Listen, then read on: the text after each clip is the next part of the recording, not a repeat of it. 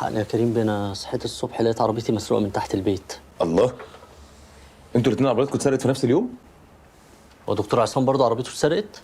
انتوا في حد مستقصد الطب الشرعي ولا ايه؟ انت مثلا دكتور عصام، في حد هددك؟ في حد كان عايز يسرق منك حاجه؟ مالكش اعداء؟